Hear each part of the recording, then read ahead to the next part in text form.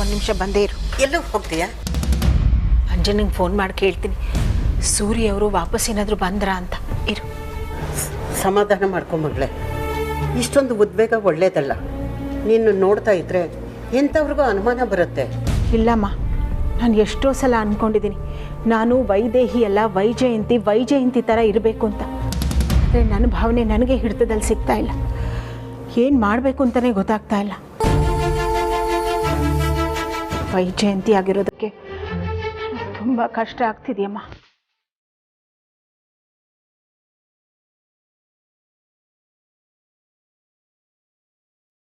ನಾನು ಹೇಗೆ ಸಮಾಧಾನ ಮಾಡಲಿ?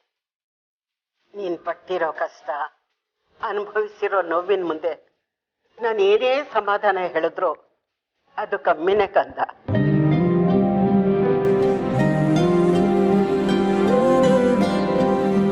ವೈದೇಹಿ, ಇಡೀ ಜೀವನ ನೀನು ನೋವಲ್ಲೇ ಕಳೆದಿಯಲ್ಲೇ. ಮದುವೆ ಆದ 4-5 ವರ್ಷ ಬಿಟ್ರೆ ಆಮೇಲೆ ನೀನು ಸಂತೋಷ ಅನ್ನೋದೇ ಕಂಡಿಲ್ಲ. ಆದರೆ ಯೋಚನೆ ಮಾಡಬೇಡ ಮಗಳೇ, ಮುಳುಗೋ ಸೂರ್ಯ ನಾಳೆ ಹುಟ್ಟಲೇಬೇಕು. ಬಂದಿರೋ ಕಷ್ಟಗಳು ಕರಗಲೇಬೇಕು. ನೋಡು, ನೀನ್ ಸಿಗ್ತೀಯ ಅಂತ ನಾನು ಕನಸನೆಲ್ಲ ಅಂದ್ಕೊಂಡಿರ್ಲಿಲ್ಲ. ನೀನ್ ಸಿಕ್ತೆ, ಆದ್ರೆ ಈಗ ಸೂರ್ಯ ಬದುಕಿದ್ದಾನೆ ಅಂತ ಗೊತ್ತಾಯ್ತು. ಇನ್ನು ಸ್ವಲ್ಪ ದಿನ ಮಗಳೇ, ಸೂರ್ಯ ಈ ಮನೆಗೆ ಬಂದೇ ಬರ್ತಾನೆ. ಮಕ್ಕಳೆಲ್ಲ ನಿನ್ನ ಅಮ್ಮ ಅಂತ ಕರೀತಾರೆ. ಆ ಸುಹಾಸಿನಿನ ಮನೆಯಿಂದ ಆಚೆ ಹಾಕ್ತಾರೆ. ಅಮ್ಮ, ನನಗೂ ಈ ಕನಸು ಕಂಡು ಸಾಕಾಗಿ ಹೋಗಿದೆ. ಜಾಸ್ತಿ ದಿನ ಇಲ್ಲ ಮಗಳೇ, ಆರೋಗ್ಯ ದೀಪ ಜೋರಾಗಿ ಉರಿಯುತ್ತಂತೆ. ಇನ್ನು ಸ್ವಲ್ಪ ದಿನದಲ್ಲೇ ಈ ಮನೆಗೆ ನೆಮ್ಮದಿ ಬರುತ್ತೆ, ಎಲ್ಲ ಸರಿ ಹೋಗುತ್ತೆ. ಆ ಸುಹಾಸಿನಿ ಸಂಹಾರ ಕೂಡ ಆಗುತ್ತೆ. ಕಾಲ ತ್ರಿಗುಣ ಸಂಶ್ಲೇಷಂ ಕಾಲ ಗಮನ ಸಂಕಾಶಂ ಕಾಲ ವರ್ಜಯೇ ಚಾರಣಂ ಕಾಲ ಜನ್ಮ ನ ಜಾಯತೆ ಜಯಂ.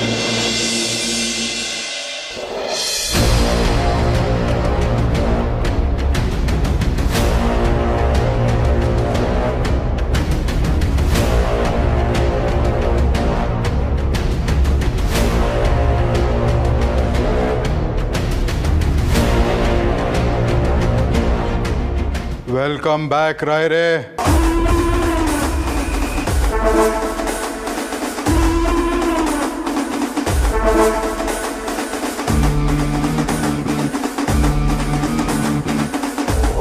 ಊರಿಗೆ ಬಂದವರು ನೀರಿಗೆ ಬರಲೇಬೇಕು. ಅಗ್ನಿ ಮುಷ್ಟಿಯಿಂದ ತಪ್ಪಿಸ್ಕೊಂಡವರು ವಾಪಸ್ ಬರಲೇಬೇಕು. ಹೇಗಿತ್ತು ಒಂದು ವೀಕ್ ಔಟಿಂಗು?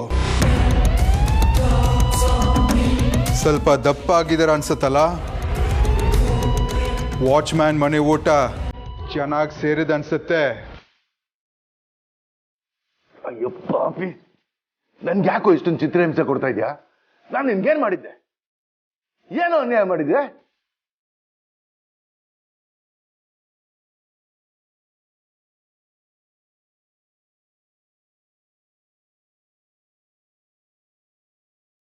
ನಗ್ಬೇಡ.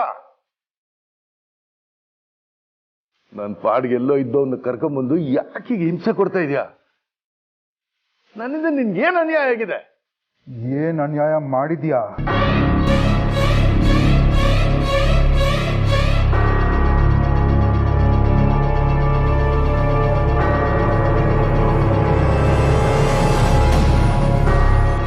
ಇಪ್ಪತ್ತೈದು ವರ್ಷದಿಂದೆಂದು ನಿನಗೆ ಏನು ಜ್ಞಾಪಕ ಇಲ್ವಲ್ಲ?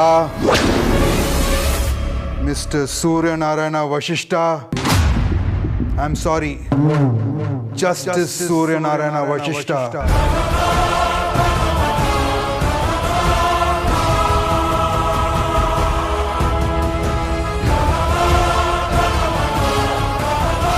Justice Suryanarayana Vasishtha?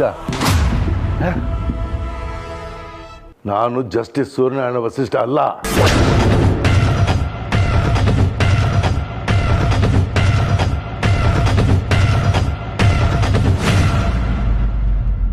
Mobile purse ಮರ್ತು ಹೋದ್ರೆ ಎಷ್ಟು ಟೆನ್ಷನ್ ಆಗತ್ತೆ. ಅಂಥದ್ರಲ್ಲಿ ನಿನಗೆ ನೀನು ಯಾರಂತಾನೆ ಮರ್ತು ಹೋಗಿದೆ. ಡೋಂಟ್ ವರಿ, ನೀನು ಯಾರಂತ ನಾನು ಹೇಳ್ತೀನಿ. ನೀನೆಷ್ಟು ಅನ್ಯಾಯ ಮಾಡಿದೀಯಾ ಅದನ್ನು ಹೇಳ್ತೀನಿ. ನಾನು ನಿನಗೆ ಅನ್ಯಾಯ ಮಾಡಿದ್ನ?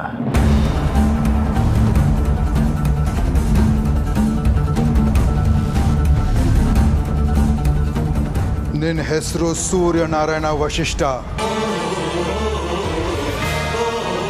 25 ವರ್ಷದಿಂದ ನೀನು ಕೊಟ್ಟಿರೋ ಒಂದು ತೀರ್ಪಿಂದ ನನ್ನ ನೆಮ್ಮದಿ, ಜೀವನ, ಕುಟುಂಬ ಎಲ್ಲ ಹಾಳಾಗೋಯ್ತು.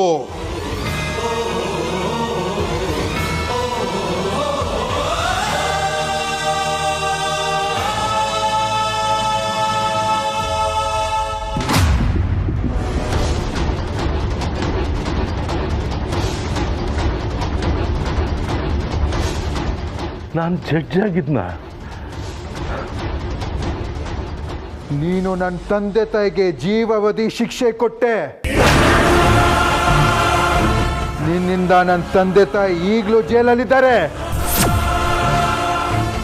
ನೀನು ಹೀರೋ ಆಗಕ್ಕೆ ಹೋಗಿ ನನ್ನನ್ನು ವಿಲನ್ ಮಾಡಿದೆ. ನಮ್ಮ ಅಪ್ಪ ಅಮ್ಮ ಇದ್ರೂ ನನ್ನನ್ನು ಅನಾಥ ಮಾಡಿದ್ಯಾ.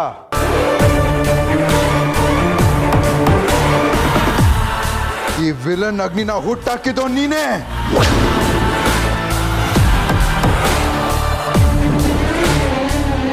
ನನ್ನ ಮನಸ್ಸಲ್ಲಿ ಇಷ್ಟು ದ್ವೇಷ ಹುಟ್ಟಾಕಿದೋ ನೀನೇ.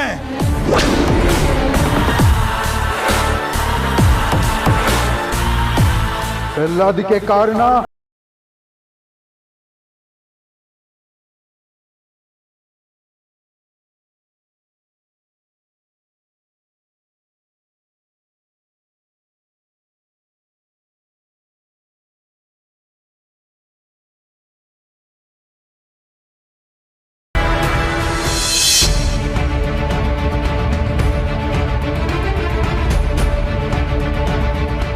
ವಾದ ವಿವಾದಗಳನ್ನು ಆಲಿಸಿದ ನಂತರ ಈ ನ್ಯಾಯಾಲಯವು ಈ ಕೆಳಕಂಡ ತೀರ್ಪಿಗೆ ಬಂದಿರುತ್ತೆ.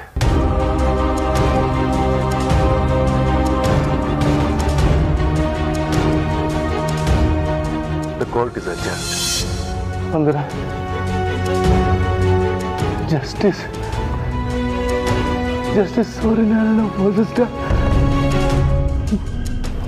ನಾನೇನಾ?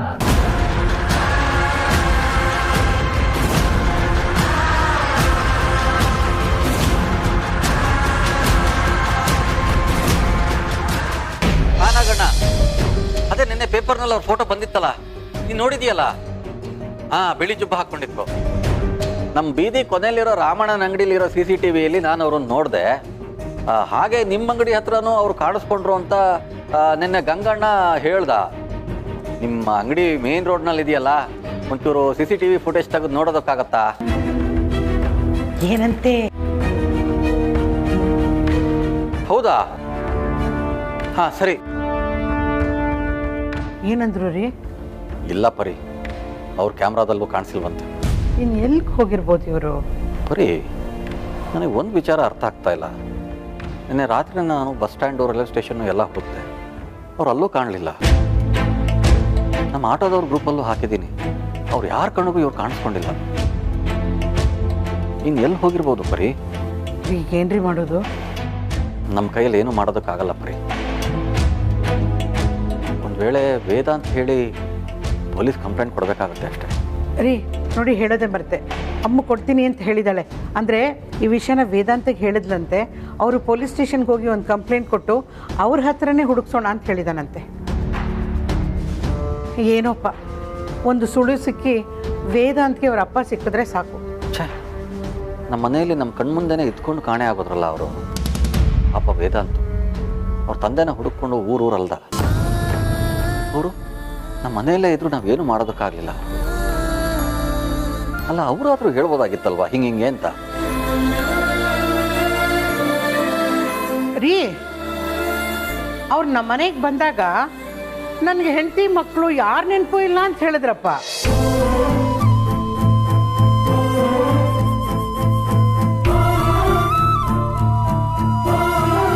ಅವ್ರ ಮನೇಲಿದ್ದಾಗ ನಾನು ವೇದಾಂತ್ ಫೋಟೋನಾದರೂ ಅವ್ರಿಗೆ ತೋರಿಸ್ಬೇಕಾಗಿತ್ತು. ಗುರುತಾದರೂ ಹಿಡಿತಿದ್ರೋ ಏನೋ. ಅಯ್ಯೋ ರೀ, ವೇದಾಂತ್ ಅವ್ರ ಮುಂದೆ ಹೋದ್ರೂ ಗುರ್ತೇ ಹಿಡಿಲಿಲ್ವಂತ ಅವರು. ಪಾಪ ವೇದಾಂತ್. ರೀ, ವೇದಾಂತ್ ಒಬ್ಬನೇ ಅಲ್ಲ, ಈ ವಿಚಾರದಲ್ಲಿ ವೈಜಯಂತಿ ಅವರು ತುಂಬ ತಲೆ ಕೆಡಿಸ್ಕೊಂಡಿದ್ದಾರೆ ಅಲ್ವಾ? ನನಗೂ ಅದೇ ಆಶ್ಚರ್ಯ ಪಡಿ.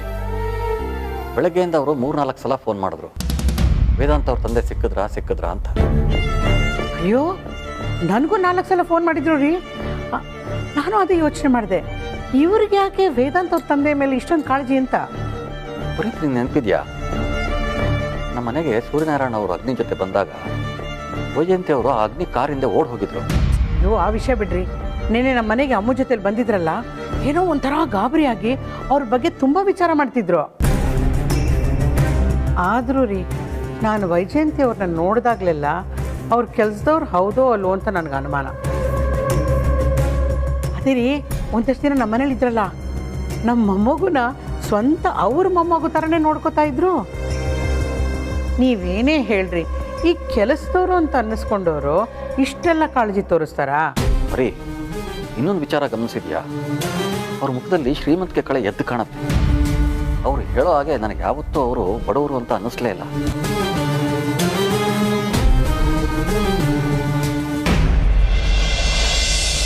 ಅಳ್ಬಾರ್ದು ಕಂದ,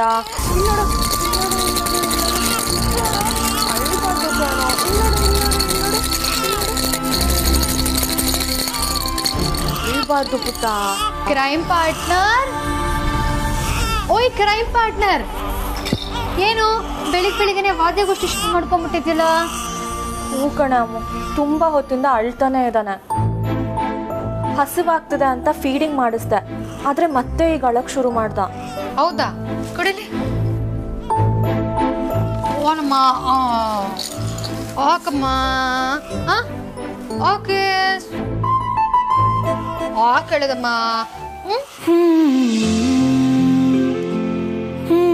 ಹಾಡು ಹೇಳಿದ್ರೆ ಸೈಲೆಂಟ್ ಆಗ್ಬೋದು ಅನ್ಸುತ್ತೆ. ಅಮ್ಮ ನಾನು ದೇವರಾಣೆ ಬೆಣ್ಣೆ ಕದ್ದಲ್ಲಮ್ಮ, ಎಲ್ಲ ಸೇರಿ ನನ್ನ ಬಾಯಿಗೆ, ಎಲ್ಲ ಸೇರಿ ನನ್ನ ಬಾಯಿಗೆ ಬೆಣ್ಣೆಯ ಮೆತ್ತಿದರಮ್ಮ.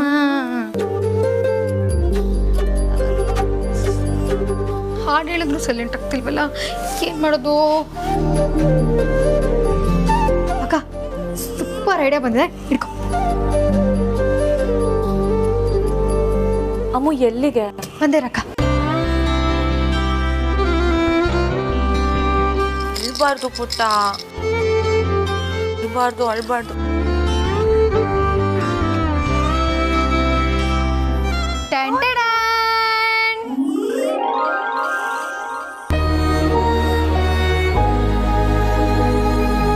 ಕ್ರೈಮ್ ಪಾರ್ಟ್ನರ್ ನೋಡಿಲಿ,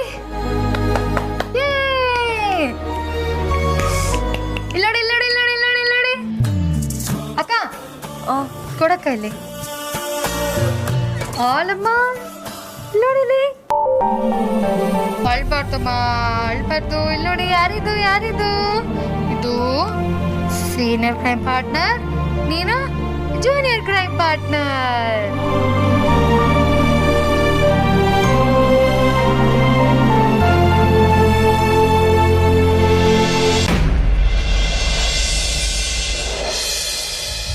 ಅಂದ್ರೆ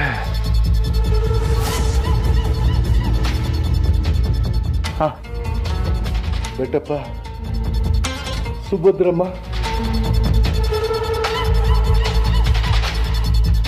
ನಿನಗೆ ಹಳೆದ್ನೆಲ್ಲ ನೆನ್ಪು ಮಾಡ್ಕೊಂಡ್ರೆ ತಲೆನೋವು ಬರುತ್ತಲ್ಲ, ನನಗೆ ಹೊಟ್ಟೆ ಉರಿಯತ್ತೆ. ನನ್ನ ಕಣ್ಣು ಮುಂದೆನೆ ನನ್ನ ಫ್ಯಾಮ್ಲಿನ ಸರ್ವನಾಶ ಮಾಡಿದ್ಯಾ ಪಾಪಿ.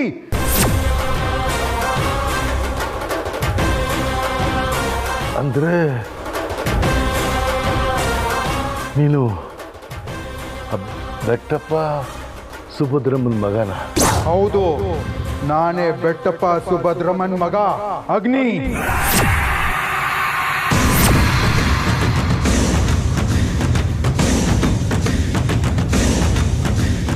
ನನಗೆ ಬೆಟ್ಟಪ್ಪ ಸುಭದ್ರಮ್ಮನ ಹೆಸರು ನೆನಪಾಗ್ತಿದೆ.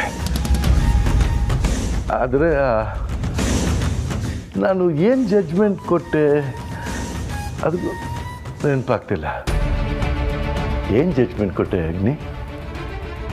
ನಾನು ಕೊಟ್ಟ ತೀರ್ಪೇನು? ಅಗ್ನಿ ನಿನ್ನೆ ಕೇಳ್ತಿರೋದು. ಅಗ್ನಿ,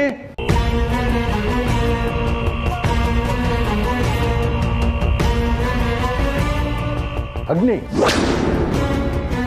ನಾನು ಕೇಳ್ತಾನೆ ಇದ್ದೀನಿ, ಉತ್ತರ ಕೊಡದೆ ಹೋಗ್ತಾ ಇದೆಯಲ್ಲ, ಏನು ಹೇಳು?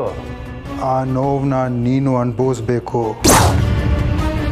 ಎಲ್ಲ ಮರೆತು ಆರಾಮಾಗಿರಬಾರ್ದು. ಆ ಜ್ಞಾಪಕ ಎಲ್ಲ ನಿನಗೆ ಬರ್ತಾ ಇರಬೇಕು. ಇಂಚ್ ನಿನ್ನನ್ನು ಕೊಳ್ತಿರ್ಬೇಕು. ನನ್ನ ಸಂಕಟ ಏನಂತ ನಿನಗೆ ಅರ್ಥ ಆಗಬೇಕು. ನೋಡೋಗ್ಲಿ, ಒಂದು ವೇಳೆ ನೀನು ಹೇಳಿದಾಗೆ ನಾನೇ ಜಡ್ಜ್ ಆಗಿದ್ದು ನಿಮ್ಮ ತಂದೆ ತಾಯಿ ವಿರುದ್ಧ ತೀರ್ಪು ಕೊಟ್ಟಿದ್ರೆ ಅದು ನ್ಯಾಯನ ಎತ್ತಿಡಿಯೋದಕ್ಕೆ ಹೊರತು ಅವ್ರ ಮೇಲೆ ದ್ವೇಷದಿಂದ ಅಲ್ಲ. ತಪ್ಪು. ನೀನು ಆ ದಿನ ತೀರ್ಪು ಕೊಟ್ಟಿದೆ ತಪ್ಪು. ನಿನ್ನ ಸ್ವಾರ್ಥದಿಂದ ನನ್ನ ತಂದೆ ತಾಯಿ ಬಲಿ ಆದರು.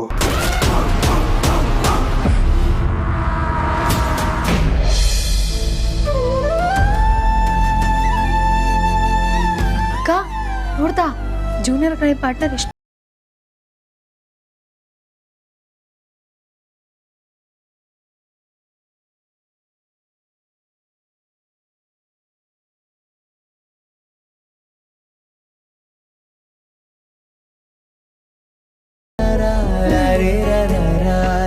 ಒಂದ್ ಮಗು ಅಳ ನಿಲ್ಸಿದ್ರೆ ಇಲ್ಲಿ ಇನ್ನೊಂದ್ ಮಗು ಬೇಜಾರ್ ಮಾಡ್ಕೋತಾ ಇದೆ. ಯಾಕಕ್ಕ ಏನಾಯ್ತು? ಏನೂ ಇಲ್ಲ ಕಣೆ ಅಮ್ಮ. ವಿಕ್ಕಿ ಅವ್ರ ಮಾಸ್ಕ್ ನೋಡಿದ ತಕ್ಷಣ ಅಕ್ಕ ಈ ಮನ್ಸು ಅನ್ನೋದಿದೆಯಲ್ಲ ಅದಕ್ಕೆ ತುಂಬಾ ಶಕ್ತಿ ಇದೆಯಂತೆ. ಹಿಂದೆ ಎಲ್ಲ ಮನ್ಸಲ್ಲಿ ಏನೇ ಗಟ್ಟಿಯಾಗಿ ಅಂದ್ಕೊಂಡ್ರು ಅದು ನಿಜ ಆಗ್ತಿತ್ತಂತೆ. ಅಕ್ಕ ನೀನು ಅಷ್ಟೆ ಮನ್ಸಲ್ಲಿ ಗಟ್ಟಿಯಾಗಿ ವಿಕ್ಕಿ ಬಾಬಾ ಬಂದೇ ಬರ್ತಾರೆ ಅಂತ ಅನ್ಕೋ. ವಿಕ್ಕಿ ಬಾಬಾ ಖಂಡಿತ ಬಂದೇ ಬರ್ತಾರೆ. ಅಮ್ಮು, ಈ ಥರ ವಿಚಾರದಲ್ಲಂತೂ ಯಾವತ್ತೂ ತಮಾಷೆ ಮಾಡಕ್ಕೆ ಹೋಗ್ಬೇಡ. ವಿಕ್ಕಿ ಅವ್ರು ಹೇಗೆ ಬರೋದಕ್ಕೆ ಸಾಧ್ಯ? ಕೆಲವು ಸತಿ ನಾವು ನೋಡಿದ್ದನ್ನ ಕೇಳಿದ್ದನ್ನೇ ಸತ್ಯ ಅಂತ ಅನ್ಕೋತೀವಿ, ಆದರೆ ಆ ಸತ್ಯ ಬೇರೆನೇ ಇರುತ್ತೆ. ನನಗೆ ಯಾಕೋ ಗೊತ್ತಿಲ್ಲ ಅಕ್ಕ, ತುಂಬ ಸ್ಟ್ರಾಂಗ್ ಆಗಿ ಅನ್ನಿಸ್ತಾ ಇದೆ ವಿಕ್ಕಿ ಬಾಬಾ ಬಂದೇ ಬರ್ತಾರೆ ಅಂತ. ವಿಕ್ಕಿ ಅವ್ರು ಬರ್ತಾರ? ಏನ್ ಮಾತಾಡ್ತಿದ್ಯಾ ಅಮ್ಮು? ಹೇಗೆ? ಅಕ್ಕ 25 ವರ್ಷದಿಂದ ಸತ್ತೋಗಿದ್ದಾರೆ ಅನ್ಕೊಂಡ್ರು ವೇದಾಂತ್ ತಂದನೆ ವಾಪಸ್ ಬಂದಿರುವಾಗ ಅದೇ ತರ ವಿಕ್ಕಿ ಬಾಬಾ ವಾಪಸ್ ಬರ್ಬೋದಲ್ವಾ?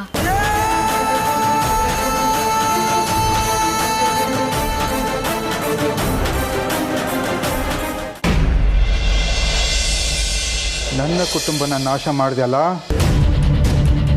ನಿನ್ನ ಕುಟುಂಬನ ಸರ್ವನಾಶ ಮಾಡ್ತೀನಿ ಅಂತ ಆವತ್ತೇ ಪ್ರತಿಜ್ಞೆ ಮಾಡಿದೆ. ಅಗ್ನಿ, ನಾನು ಹೆಂಡತಿ ಮಕ್ಕಳನ್ನ ಹುಡುಕೊಡ್ತೀನಿ ಅಂತ ಹೇಳಿ ನಾನು ಇದಕ್ಕೆ ಕರ್ಕೊಂಬಂದೆ.